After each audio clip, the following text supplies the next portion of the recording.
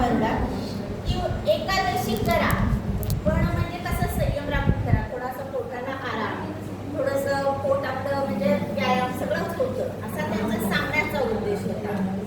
परंतु आपण तसं करतो का महिलांनो? करतो का? नाही. आता एकादशी म्हणजे पापड आणा, वेफर्स आणा, भगरवली मोठी करा, बटाट्याची भाजी करा, सगळी तयारी आदल्या दिवशी आपणच महिलाच करतो.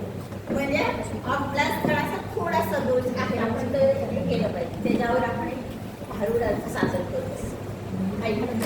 ऐका तर, आता खाऊ पिऊ कशी मी आज माझी एकादशी, अहो खाऊ पिऊ कशी मी आज माझी एकादशी, अहो लेकीने केला दुधाचा चहा, हो का बरं का, लेकीने केला दुधाचा चहा, म्हणते आई ग्लासवर पिऊन पहा.